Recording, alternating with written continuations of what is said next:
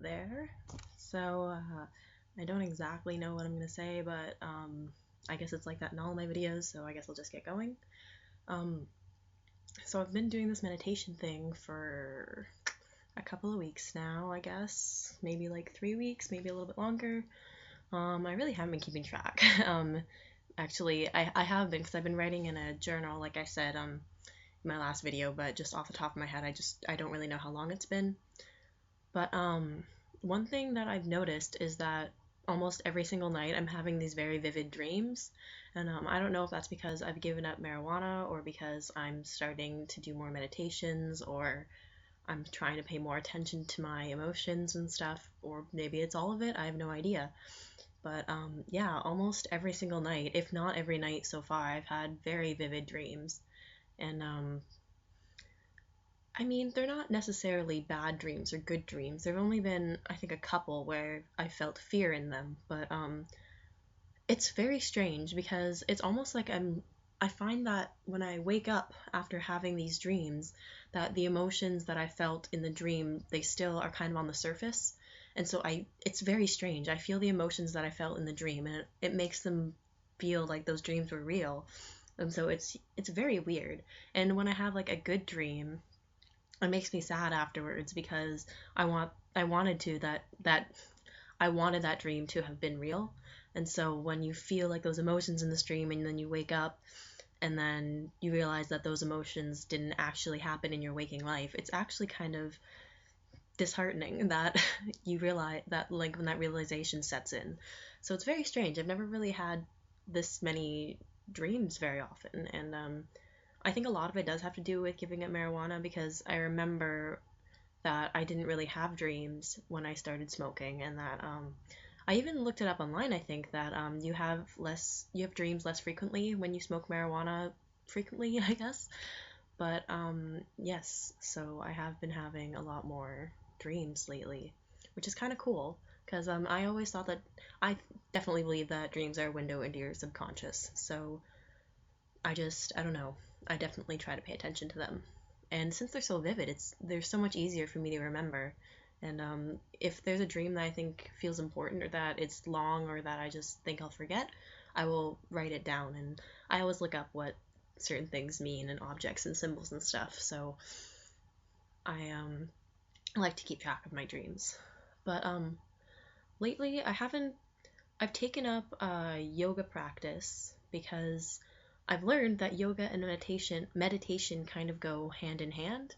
And I bought this book, and it's called The Little Book of Yoga, and it's red or like a pinkish red, and it has like yellow embellishments around it. And it's a very, very useful book because it talks about like the background of yoga and like I mean by background I mean history and it gives you the poses and it explains how to do them and like what it strengthens and it gives you breathing exercises and it gives you and it talks about how it connects with meditation and yoga apparently is there and it talks about the philosophy of yoga as well. So yoga is apparently like a stepping stone towards meditation in the sense that people or not people but traditionally yoga was used to prepare people for meditation so that they could sit for long periods of time in their meditation practices. And now it's obviously evolved from that, and people use it for exercise or relaxation or whatever they want to use it for. But I've been trying to do yoga first and then meditate afterwards, and I really, really like it. I mean, I didn't realize how out of balance or how little balance I have until I tried doing some of these yoga poses. So, you know, to say the least, I definitely have a ways to go with practicing yoga. But that being said, I've never really tried to do it before either, and I only have myself to kind of guide into doing it, so I don't really know if I'm doing all of them properly, but I do try my hardest to do them properly, and it's really cool because it also discusses, I don't know if I said this, but it also discusses the philosophy of yoga, and there's like the eight-limbed path and like it ties into Buddhism, I think, a lot, but it doesn't really specify about Buddhism in it at all, actually, which is kind of cool. So it's mostly a philosophy rather than a religion. But that being said, I don't really categorize Buddhism with organized religion, anyways. But that's another topic entirely. So lately, and by lately I mean this past week or so, I haven't been as good about meditating as I had hoped, and I mean that's just kind of part of the journey. I knew that when I said I'd like to meditate every day, that wasn't really going to happen, just because you have good days and you have bad days, and I'm just starting out, and so I mean I don't think it was unrealistic for me to want to meditate every day, but I knew that I wasn't going to be able to right off the hop. That's kind of my end goal, is to be able to start meditating every day. And so, with that realization, I'm now trying harder to do it, because I've noticed that if I meditate for a little while, like a week or so, and I do that every day, and I do like little kind of practices, which I'll explain later throughout the week, I start to feel really good about myself and really good about my situation. And then I stop meditating, and I don't think it's a conscious thing. I think I just stop because I go like, oh, I'll do it later, and then I don't do it again until I start to feel really low again. And then I go, oh, I really need to meditate. And so I think that I'm trying to get back on the path of going, okay, even if I start to feel really good about myself, I want to continue that process. And so to continue that, I should keep meditating. And so that's best for me if I do. But the books that I have, like I mentioned in the last video, I have a few books. They're really, really helpful because they have a variety of different meditations in them. And so it's just very helpful when your normal meditation kind of gets you down and it's not really working the same for you. Instead of having to go look up on the internet, like, oh, types of meditation, this type of meditation, or to help with this or whatever, you kind of all have them in a book. And there's table of contents and everything that helps you to look at it. I guess I'm kind of trying to tell you guys that getting meditation books or books on this kind of Buddhism or whatever, loving kindness, is a really good idea, because it's actually really helped me a lot. And it's not just the meditations, it's the actual advice that's given, and it's not really even advice, it's a lot of stories, and I don't really know if advice is the right word. It's more like descriptions, I would say, and just to kind of help you along your path. And it doesn't even go into Buddhism unless you look for a book that mentions Buddhism. If like the one I said, A Path with Kindness, not A Path with Kindness, the Tracy Brock book, I think is her name, Brauch, and Radical Acceptance, that was it. It says Buddha in the title, but it doesn't talk about Buddhism. It just it tries to open your heart, and so I think that's like a really good book. And what I was going to say about the little practices that I do throughout the week, one of them is called taking the pause. And so what that means is that before you do an activity, or if you're in the middle of an activity, or if you're just kind of sitting around, you stop and you look inwardly and you think you try to focus on what you're feeling.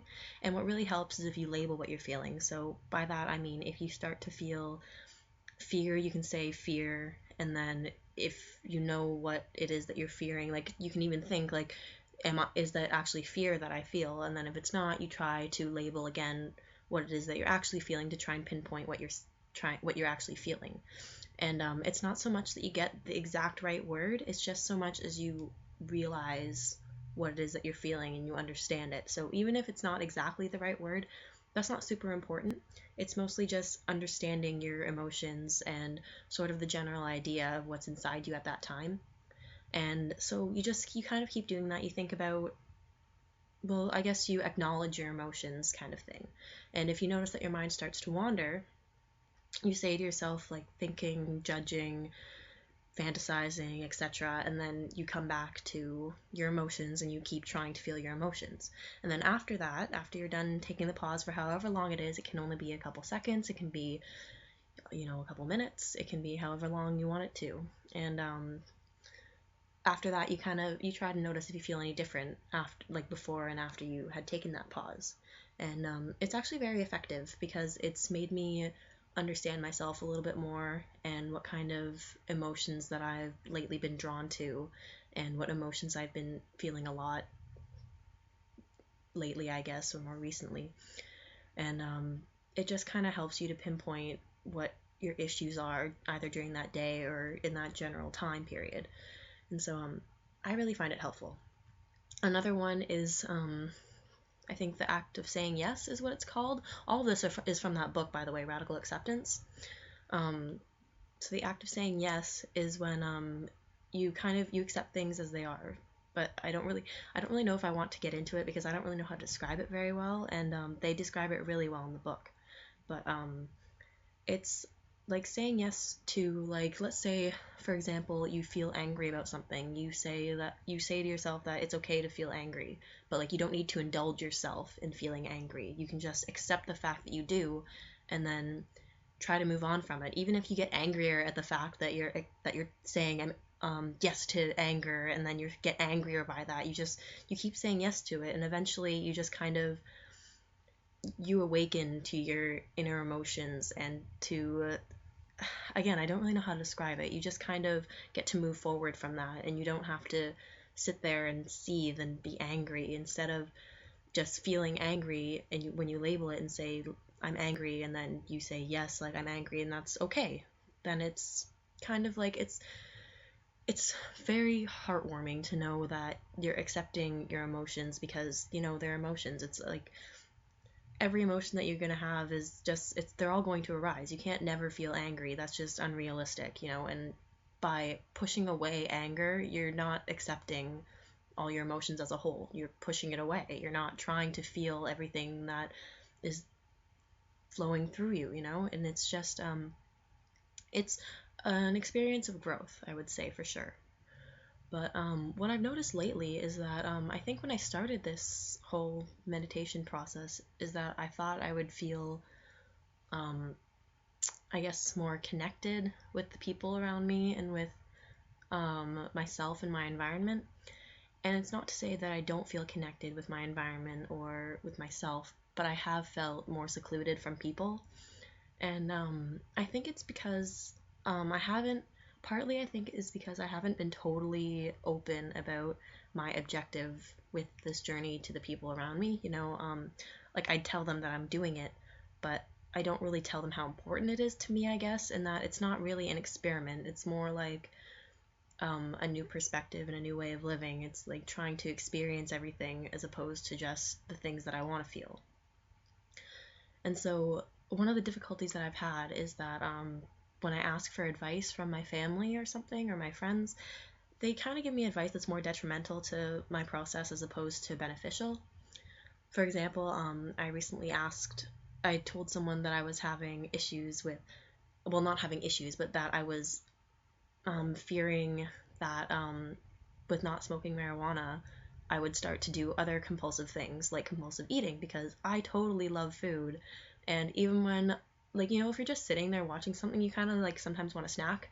And so, I mean, I've found that if I smoked marijuana like I used to, then that compulsion would kind of go away because you get the high. But when I don't have that, I feel like there's something else that I want to rely on, and so that tended to be food or like alcohol. And I've been really good with not drinking. And lately I've been very good with not eating, but at the beginning it was a little more difficult. And when I told them that I was having this issue and that I was worried that I was going to gain a bunch of weight from compulsive eating, they said just smoke weed. And like that was after I told them that I wanted to quit smoking weed and that I wanted to quit it for like at least a year. And so, I mean, I felt very disappointed, and I wasn't disappointed with them. I was just kind of disappointed, I guess, with the situation. And I just felt it started to make me feel really down, because it made me feel like I just wasn't understood, and that it did make me feel kind of alone. And that's not necessarily a bad thing, because I do like being alone, and I do everything by myself. I mean, I don't really rely on a lot of people too much, but when I feel insecure, that's when I really do like to have someone to talk to and to, I guess, sort of have a fallback on. And it was saddening to realize that I have to, well, not have to, but that for the time being, I'm gonna have to look to myself for like inner advice, I guess, and because I've always relied on my intuition, and if something feels right, then I'll try and do it. And if I know in my head, because people are very strange. Maybe I'm strange actually, but if you have doubts, I'm not saying that every doubt that you have means you shouldn't do something because you have doubts, but if you have an idea but there's always something that goes like, oh, maybe this is wrong, and like if you have that feeling that like, oh, this is wrong, then you should think about it and think about whether or not it is right for you to do. And so if lately I've been really good, like I said, with not eating compulsively, because I'll think, oh, I want to eat, but am I hungry? And then I'll think like, no, I'm not hungry. And I'll be like, well, am I hungry for even something like a very little snack, like maybe like just some fruit, like a couple pieces of fruit, because fruit is good for you. So instead of eating like a piece of toast, I'll go and have some fruit maybe. But then if I further say like, no, I'm not hungry at all, I'm just like bored, or I'm just tired, or I'm not tired but I wish I were tired, then I'll try to do something else. Even if it's something that's not productive, it's not eating. It's at least something that is not going to be detrimental to my body, and it's not going to be detrimental to the way, it won't be detrimental, I guess, to my mind, but by that I mean it won't affect me in the sense where I feel like I can psychologically start to rely on food as opposed to relying on myself. And so, generally, I really don't like to feel bored. In fact, I hate feeling bored, but that's part of my range of emotions as well. And I do need to, accept that that's part of it.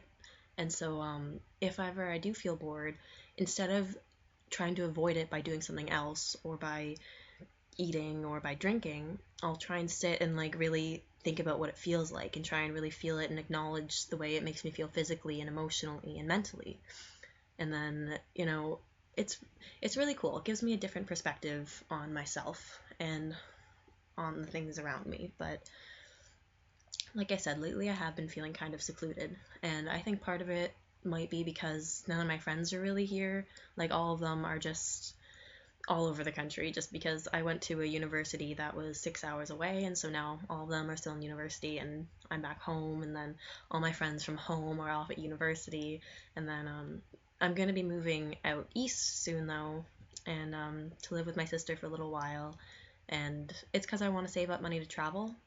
Ultimately, that's what I want to do. So I don't know how long I'm going to be out there for, but for the time being, she's helping me out because I don't have a lot of money right now. But I really, really want to get away from my home because I've been here for so long and I've seen all the surrounding areas, and it's just not interesting. I need a change of scenery. I really do. And I need to make new friends. And so my sister's going to introduce me to some people, and hopefully I'll get to make some friends, and I'll, get to explore and stuff, and, be merry and that kind of thing. So yeah, I think I feel a little bit better after having said all the things that I'm feeling, because as I said before, I am keeping a journal, but I've noticed that lately a lot of the things that I've been writing about are how I've been feeling kind of secluded.